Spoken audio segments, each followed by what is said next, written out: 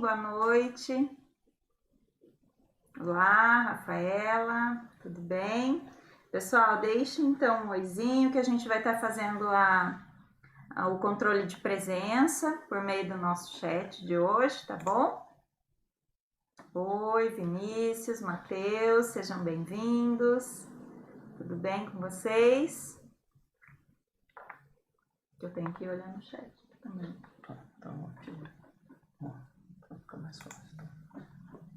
Vou colocar aqui. Isso, ficou bacana.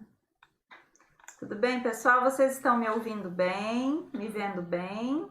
Vão me avisando aqui, tá? Se estiver tudo certo, daqui algum minutinho a gente já começa a nossa aula de hoje. Hoje nós vamos fazer a revisão do conteúdo para que vocês possam fazer uma boa prova com muita segurança, muita tranquilidade. Imagino que vai ser uma prova muito tranquila para vocês, tá? Tá tudo bem aí, Vinícius? Tá dando para ouvir bem? Ótimo. Oi, Franciele, Iago, Vinícius, Davi, Otávio, Camila, sejam bem-vindos. Podemos iniciar, então? Bom, eu gostaria de... Oi, Adriele, Mariana. Ótimo que vocês estão aí, que bom. Pessoal, eu gostaria então de recapitular com vocês alguns pontos importantes para que vocês possam, com tranquilidade, com muita segurança, realizar a prova de vocês. Eu imagino que vai ser tranquilo, como eu já disse no início, né? Porque o conteúdo foi bem revisado, com calma, sem pressa, né? Então, acho que vai ser muito tranquilo. Oi, quem tá chegando agora, tudo bem? Claro que vocês precisam estudar todo o conteúdo, né? Mas esses pontos que eu vou tratar com vocês, eles são imprescindíveis, né? Não só para essa nossa prova de hoje, né? Minha preocupação não é tanto essa prova de hoje, mas sim aquele conhecimento necessário, aquelas coisas que vocês precisam memorizar para que fique para a vida aí, né, jurídica de vocês, especialmente para o momento do exame de ordem. Então, eu quero enfatizar aqueles pontos, e eu sempre coloco na prova aqueles pontos que eu sei que é muito frequente, que vocês vão ter que se deparar aí mais para frente na vida profissional de vocês, tá? Então, hoje é mais um momento de relembrar e recapitular alguns desses pontos, tá? Oi, para quem está chegando agora, sejam todos muito bem-vindos. Vamos começar a conversar sobre o nosso conteúdo de hoje, tá bom? Pessoal, então, seguindo uma sequência lógica aqui, né, da ordem das nossas aulas, nós começamos trabalhando com a escada pontiana, vocês se lembram disso. Inclusive, não é um conteúdo específico desse nosso semestre, né? A gente já avançou, já passou dessa fase, vocês estudaram isso no semestre passado. Entretanto, o conteúdo da escada pontiana, ele é totalmente relevante, importante para que vocês tenham firmeza e total compreensão desses pontos que a gente estudou agora, nesse semestre, né? Então, para que vocês entendessem bem o contrato de compra e venda, era importante que vocês estivessem lembrando da escada pontiana, né? Oi, pessoal, hoje a sala tá cheia, hein?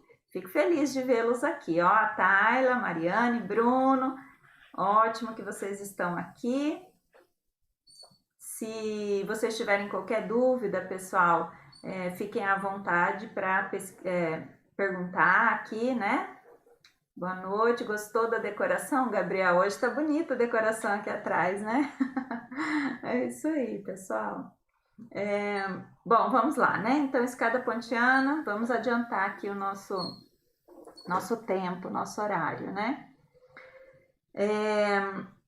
Então, vocês se lembram daqueles 3 degraus da escada pontiana? Plano da existência, plano da validade e plano da eficácia, certo?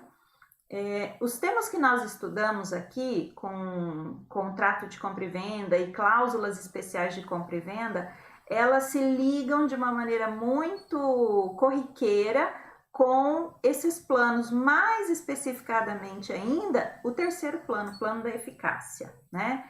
Então, eu quero que vocês observem sempre, na hora do estudo lá de vocês, em que condições aquele contrato de compra e venda pode ter sofrido alguma alteração no seu efeito, né? Então, se a gente está tratando de efeito, a gente está tratando lá do terceiro nível, do terceiro degrau da escada pontiana. Então, em que sentido aquelas cláusulas especiais do contrato de compra e venda podem ter alterado o efeito daquele negócio jurídico, protraído o efeito daquele negócio jurídico ou alterado de alguma maneira, né? Então, esse tema nos remete àquelas cláusulas de retrovenda, de venda a contento, todas elas têm algum efeito jurídico ou produzem algum efeito jurídico que é alterado de um contrato sem uma cláusula dessas, tá? Quando a gente fala lá do plano da eficácia, vocês devem se lembrar que a gente tinha aqueles elementos que poderiam alterar esses efeitos, né? O termo, uma condição e um encargo. E vocês vão se lembrar também que a gente tratou de algumas condições, né? A gente tratou de várias condições suspensivas a partir daquelas cláusulas especiais. Então, eu quero que vocês façam link, na hora de estudar, linka esse conteúdo da escada pontiana com aquelas cláusulas especiais que nós estudamos, tá? Quando a gente avançou dessa revisão e passou a pensar sobre contrato de compra e venda, especificamente contrato de compra e venda, eu quero que vocês façam, relembrem aí no estudo de vocês, aqueles artigos iniciais que nós estudamos que se referiam a aqueles elementos especiais caracterizadores da compra e venda. Então, a gente tem aquele elemento subjetivo, o elemento objetivo e o elemento abstrato, aquele vínculo que une as partes, né? E o que caracteriza um contrato de compra e venda é aquele elemento objetivo, ou seja, a coisa e o preço que é pago pela coisa, né? O contrato de compra e venda não dá para celebrar contrato de compra e venda, ou seja, ele é caracterizado a partir da estipulação de um preço por uma coisa. E como é que o legislador organiza essa questão do preço, né? Quais são as regras que a gente tem para a determinação desse preço? E aí eu chamo a atenção de vocês e gostaria muito que vocês lessem com atenção durante os estudos de vocês dos artigos 482 a 488, tá? Nesses artigos nós temos as determinações com relação à coisa e o preço. Então atentem-se lá para a possibilidade de a gente fazer um negócio por amostra, né? Por um protótipo. Então eu escolhi fazer o negócio jurídico a partir de um protótipo que eu vi, a partir de uma amostra que eu vi, né? E como é que vai ser a coisa em si que vai ser entregue? Tem que ser igual àquela amostra, né? Outros detalhes que a gente tem, por exemplo, na determinação do preço, só as próprias partes podem estipular esse preço, ou também uma terceira pessoa pode ser escolhida pelas partes para fazer essa determinação. Então, nós temos alguns artigos lá que se referem a essas especificidades, né? Então, por exemplo, lá o artigo 485 diz sobre como funciona essa fixação de preço, né? Que ela pode ser deixada ao arbítrio de uma terceira pessoa, e lá tem todos os detalhes que aí eu quero que vocês observem, tá? Façam a leitura atenta. Caso vocês já tenham estudado esse conteúdo e tenha ficado com qualquer dúvida, vão enviando aqui as dúvidas, tá? Esse é o momento, né? Pra gente sanar qualquer possível dúvida. Outro detalhe que eu gostaria de chamar a atenção de vocês, né? A venda pode ser, a compra e venda pode ser estabelecida com uma determinação tácita do preço. Lembram disso? Eu falei disso com vocês em sala de aula ainda, nas nossas aulas presenciais. É possível que a gente faça esse estabelecimento de preço de maneira tácita?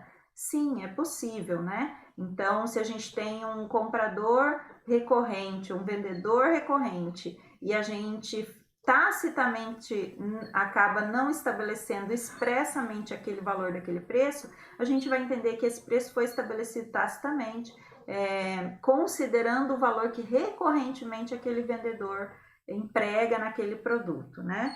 E o parágrafo único ainda traz mais uma determinação, né? É possível a gente estabelecer um contrato de compra e venda estabelecendo o preço pelo termo médio, né? É possível, então, diz o parágrafo único, que na falta de acordo entre as partes, se essa determinação foi feita tacitamente, por ter havido diversidade de preço, prevalecer um termo médio. Então, o legislador ele traz algumas saídas, né, para o negócio jurídico que possa ter sido estabelecido sem essa determinação expressa inicialmente, muito embora, como eu disse, haja determinação tácita, tá? Enfatizo aqui com vocês o artigo 489, que traz um caso de nulidade específica de contrato de compra e venda. Quando a gente estudou escada pontiana, a gente relembrou rapidamente aquelas causas de nulidade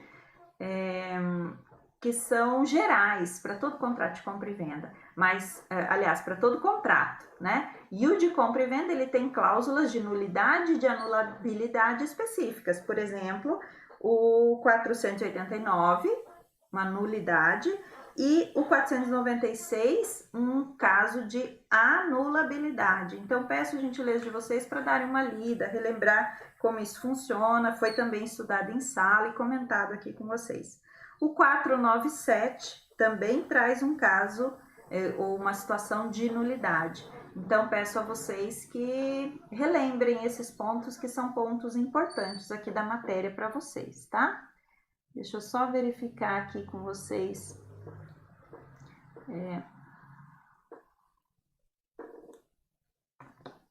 Só verificar um detalhe aqui, só um minutinho. Ótimo, tá. Outro ponto que eu gostaria de enfatizar, porque nós falamos na resolução de exercícios, na revisão que a gente fez por meio de exercícios, e eu pedi a vocês que lessem também em casa, mas eu gostaria de enfatizar isso aqui. O artigo 500 lá do Código Civil de vocês fala sobre a venda ad mensura e a venda ad corpus. Então, quero relembrar a vocês o que seria uma venda ad mensura, ou seja, uma venda que é feita com a mensuração exata, ou seja, com todos os detalhes do objeto que está sendo negociado. Então, eu comprei um terreno, por exemplo, e ele tinha, na nossa negociação, estabelecemos um preço para a compra de um terreno de, por exemplo, 500 metros quadrados. Aí este comprador toma posse do bem e verifica que o terreno não tem exatamente aquela metragem. E quais os efeitos que isso gerariam, né? Então, o artigo 500 nos diz que quando a compra e venda é feita ad mensura, ou seja, com a determinação exata daquele bem e o preço sendo estabelecido a partir daquela determinação exata, é possível que aquele comprador busque um abatimento do preço, caso ele verifique, por exemplo, que o terreno não tinha 500 metros, mas tinha 450 metros, né?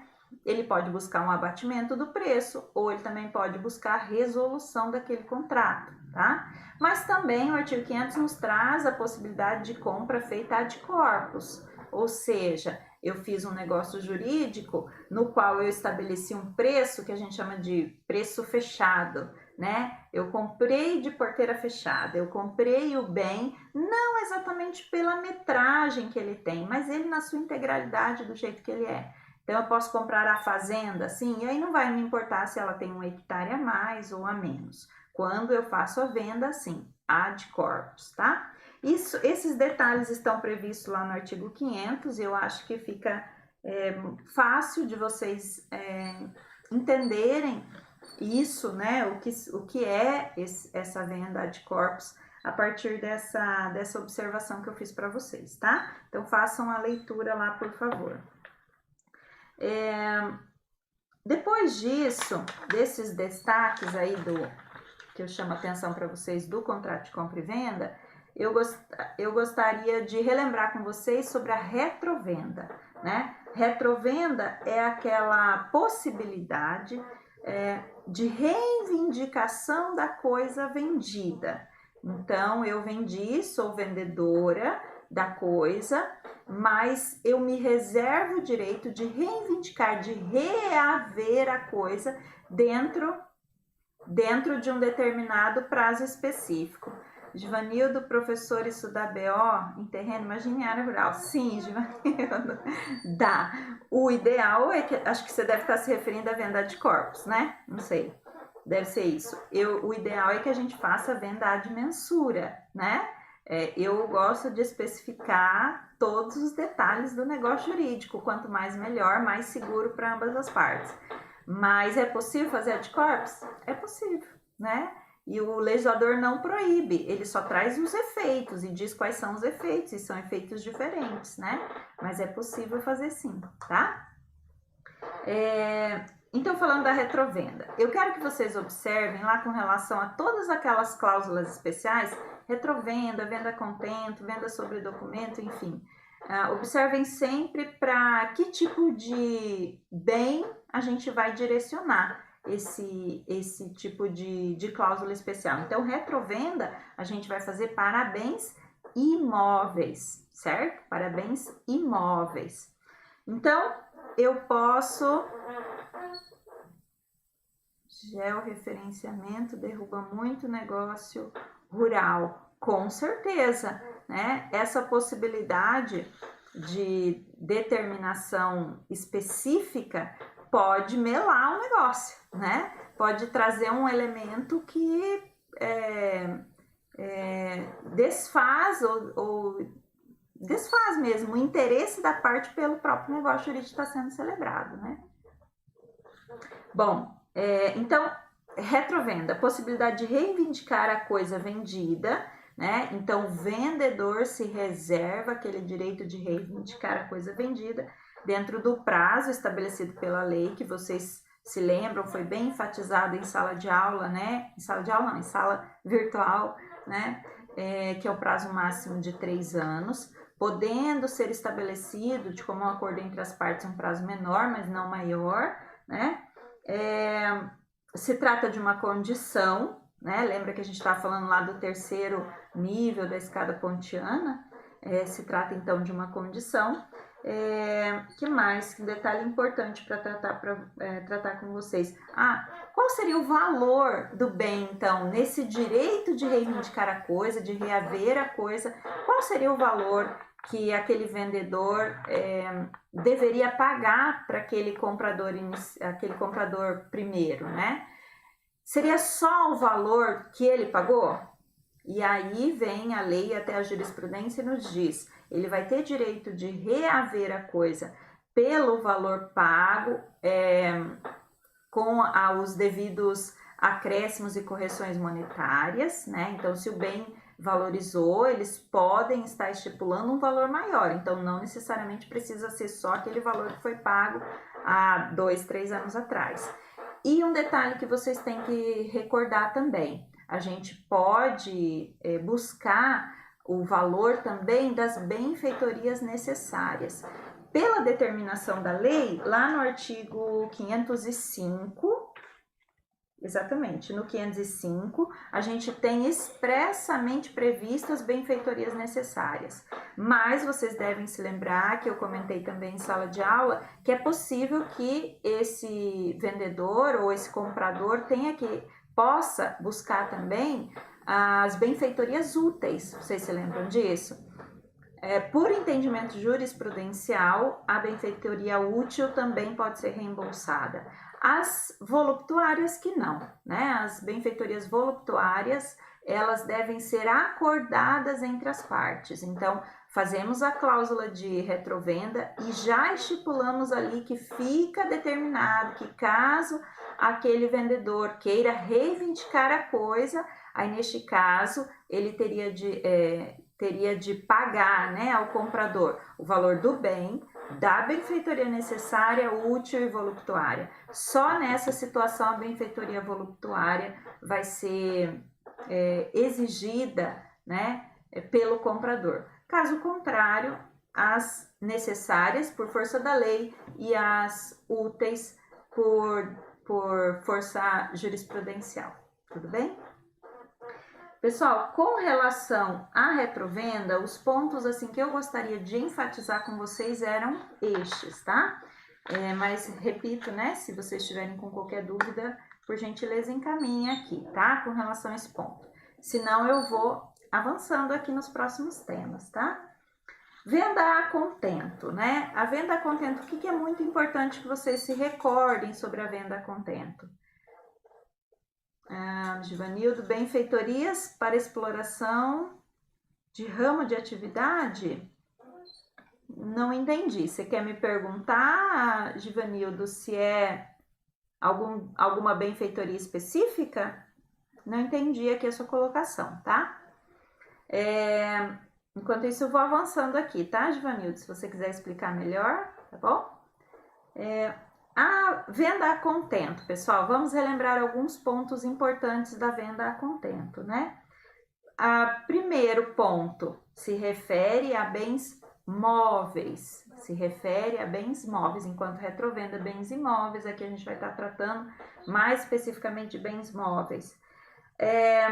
Venda a contento, não só ela, mas todas as outras cláusulas devem ser feitas de maneira expressa, né, pessoal? Vocês se lembram disso. E venda a contento, o comprador pode devolver a coisa comprada. O comprador pode devolver a coisa comprada. Em que condição ele pode devolver, gente? O próprio nome dessa cláusula já diz, né? Se a venda é a contento, eu preciso que aquele comprador esteja contente, que ele esteja satisfeito. Ou seja, que ele tenha a posse da coisa e ele manifeste o seu gosto, também chamada de venda a de gosto. Vocês lembram disso?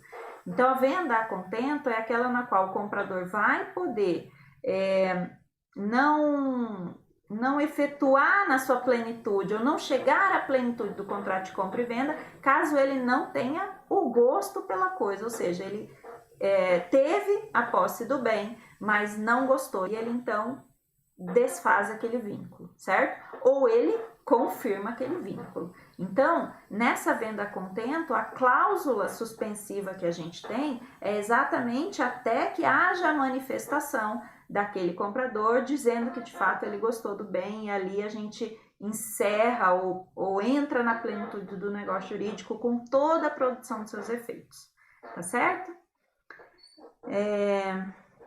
Givanildo, uma casa residencial se transforma em comercial, se faz várias alterações nos ambientes dessa casa. A gente tem vários pontos aqui, né, Givanildo? Uma casa residencial, vem bem a calhar aquele comentário que eu fiz para vocês, daquela situação do consensual entre as partes, né? Se uma casa foi vendida, as benfeitorias necessárias são aquelas, às vezes, de fato necessárias para a manutenção dessa casa. Quando eu transformo a finalidade desse bem, aí a gente já começa a discutir quais são essas benfeitorias que são de fato necessárias, né? Então, se elas forem feitas para mero deleite, vou colocar lá gesso, porque eu quero transformar isso aqui no ambiente comercial e ele esteticamente precisa estar melhor, aí já nem todas as benfeitorias podem ser reembolsáveis se não tiverem sido combinadas anteriormente, tá? Essas alterações obedecem ao que pede aos órgãos municipais para atender o ramo de atividade. Isso geralmente são voluptuárias. Perfeito, exatamente. Por isso que a gente precisa do acordo, né? Do consentimento entre as partes para buscar um possível reembolso. Neste caso, nesse exemplo que você deu, tá? Boa sua colocação. Sobre a venda a contento, pessoal, o que mais que é importante? Prazo, né? Lembrem que na venda a contento, esse prazo da cláusula pode ser convencionado entre as partes. Mas e se não for convencionado? Aí a parte que vai buscar ali o seu direito pode notificar a outra parte e aí sim se estabelece um prazo já determinado expressamente para que a parte se manifeste, se ela gostou ou não da coisa. No silêncio dela, a jurisprudência, na grande maioria das vezes, entende que no silêncio da parte do comprador que não manifestou gosto, se entende que o negócio jurídico foi celebrado em plenitude, tá?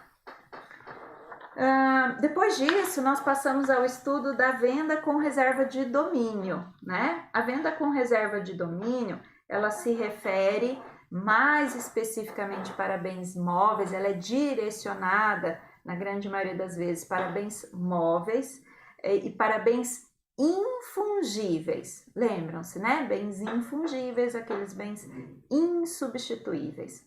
Na venda com reserva de domínio, o vendedor, como o próprio nome já diz, né? Eu vendi, me reservei o domínio, ou seja, o vendedor vendeu, mas reservou o domínio para ele. Porque veja que se a gente está tratando de bens móveis, vocês se lembram da regrinha da tradição, né? Quando a gente tem compra e venda de um bem móvel, a tradição já perfaz ali o negócio jurídico, inclusive transmitindo a propriedade, não é verdade? Então, quando a gente estabelece uma venda com reserva de domínio, o vendedor está dizendo, olha, muito embora a coisa seja móvel, muito embora eu esteja fazendo a tradição, te entregando, eu estou me reservando o domínio, ou seja, o domínio não está passando para você. E domínio aqui, vocês estão entendendo que a gente está tratando de propriedade, né? A gente vai estudar isso com mais profundidade no próximo semestre, mas vocês já sabem, já disse a vocês, domínio aqui como um sinônimo de propriedade. Então, se a coisa é móvel, transmitir, ou seja, entreguei a coisa, automaticamente eu estaria transferindo o domínio. Entretanto, se a gente faz essa cláusula com reserva de domínio, eu estou me reservando esse direito. Eu, vendedor, estou me reservando esse direito, certo? Só dessa forma mesmo que a gente atingiria essa exceção. E lembram? Vocês devem se lembrar que eu disse a vocês, né? A gente comentou sobre isso. É uma exceção à regra da tradição, né? Também temos uma condição suspensiva que vai protrair a produção dos seus efeitos, né? Os efeitos daquele negócio jurídico. Importante lembrar vocês também que o vendedor, ele pode tanto fazer a busca e apreensão do bem para receber o bem novamente se houve atraso no pagamento, né? E outro detalhe importantíssimo, venda com reserva de domínio, nós só fazemos se o negócio jurídico foi feito com pagamento protraído no tempo, ou seja, vai me pagar daqui 30 dias, vai me pagar daqui 90 dias, ou então se a gente fez uma venda parcelada. Se não for uma venda parcelada, com pagamento posterior, não há razão de existir a venda com reserva de domínio, certo? Então, esse vendedor, ele pode fazer a busca e apreensão do bem, caso ele tenha recebido algumas parcelas, mas as outras estejam inadimplentes, né? Então, ele quer reaver o bem, quer receber o bem de volta, e ele, por conta do princípio da boa-fé, não pode deixar de reembolsar aquela outra parte com relação às parcelas já pagas, né? Seria um enriquecimento ilícito não abarcado pelo direito civil, o fato dele reaver o bem e não devolver o valor pago, as parcelas pagas por aquele comprador, tá? Acho que esses são os pontos principais sobre a venda com reserva de domínio. Venda sobre documentos foi uma outra cláusula que a gente estudou e que foi muito tranquilo, né? Imagino que vai ser muito fácil para vocês a assimilação desse conteúdo, porque a venda sobre documentos, ela acontece quando, ao invés da tradição da coisa, da própria coisa, da entrega da própria coisa, aquele vendedor, ele entrega um documento que substitui a entrega da coisa, a tradição da coisa, né? Então, a gente chama essa cláusula, né? Cláusula sobre documentos, como uma tradição simbólica, porque não é entregue o próprio bem, mas sim um documento que o representa. E o comprador, portador daquele documento, vai depois reivindicar a coisa de quem está de fato na posse do bem, né? Então eu dei como exemplo lá para vocês a situação de uma pessoa que compra produtos que estão armazenados num silo, né? Um produtor colheu lá algumas sacas de café, por exemplo, e aí deixou essas sacas de café num silo. Aquele comprador compra do produtor e vai receber o bem mesmo, as sacas de café, naquele silo, portando este documento que representa a própria coisa, certo? Então, acho que essa cláusula é bem de fácil entendimento, né, para vocês. Continuando aqui, gente, um outro ponto que foi estudado foi a preempção. E a preempção eu quero que vocês olhem e estudem com todo cuidado, né? Aquele direito de preferência que uma das partes pode exercer numa compra e venda. Porque é muito comum que nós confundamos a preempção com a retrovenda. E aí eu quero que vocês façam a leitura daqueles artigos iniciais de cada uma das cláusulas específicas, né? Então, lá na retrovenda, por exemplo, 505, e observe lá qual é o verbo que o legislador traz para a gente observar, né? Quando a gente fala de preempção, pessoal, o comprador, ele assume a obrigação de oferecer ao vendedor aquele bem, caso ele deseje vender o bem.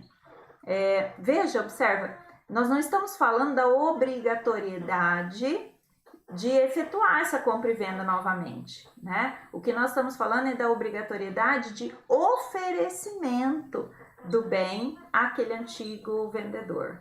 Então, observem esses verbos que o legislador nos traz lá no 513, então, da preempção. Vou ler para vocês porque acho ele bem importante. A preempção, ou preferência, impõe ao comprador a obrigação de oferecer. Lembrem desse verbo, né? A obrigação do comprador é de oferecer ao vendedor a coisa que aquele vai vender, ou dar em pagamento, para que este use do seu direito de prelação na compra, tanto por tanto. Então, aquele vendedor originário da coisa, ele vai ter direito de preferência, né, de prelação, em relação a qualquer outro possível interessado naquele bem. Então, se as ofertas forem as mesmas, né, tanto por tanto, vai ter o direito de preferência de compra, de recompra daquele bem, aquele antigo vendedor que manifestou interesse dentro do prazo legal estabelecido pela lei. Vamos relembrar esses prazos, né? A gente tinha prazos de vigência da cláusula, nós estudamos, e prazos de manifestação. Qual era o prazo de vigência da cláusula, pessoal? 180 dias, se a gente estiver tratando de bens móveis, e 2 anos, se a gente estiver tratando de bens imóveis, certo? E o prazo de manifestação, não pode esquecer nem confundir.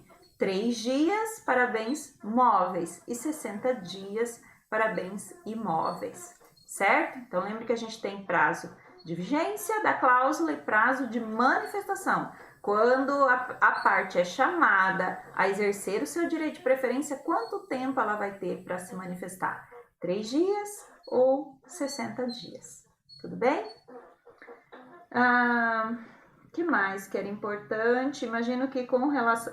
outro detalhe, pessoal, lembrem-se que preempção é ato personalíssimo, né? Vocês sabem os efeitos aí de um ato personalíssimo. Lembrem-se da solidariedade em caso de má-fé daquele segundo comprador que compra o bem sabendo que havia um direito de prelação, um direito de preferência que não foi executado ou guardado por aquele comprador originário.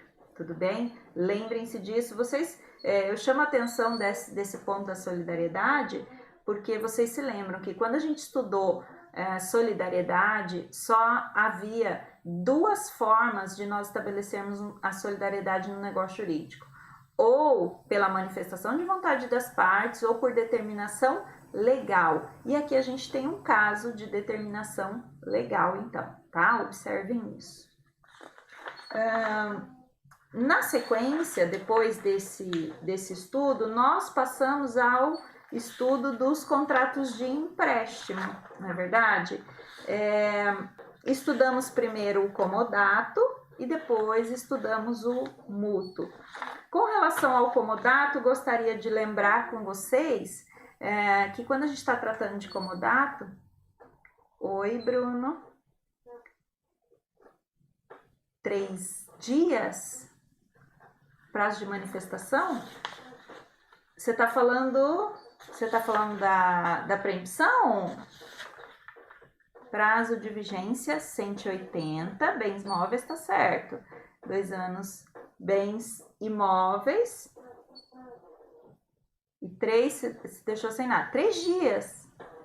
Bens móveis, 60 dias, bens imóveis. Isso. Isso mesmo, tá certinho. Prazo de manifestação e prazo de vigência. Entenderam a diferença entre um e outro?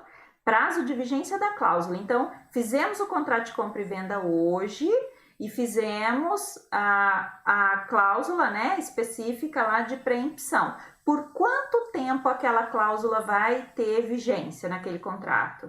180 dias para bens móveis e 2 anos para bens imóveis. Prazo de vigência da cláusula, certo?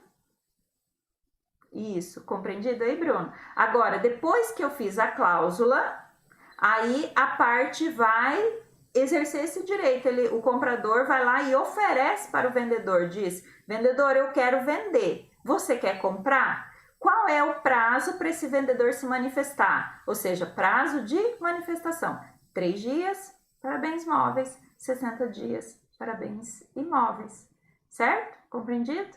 Isso aí. Bom, então estávamos falando dos contratos de empréstimo, né? Iniciamos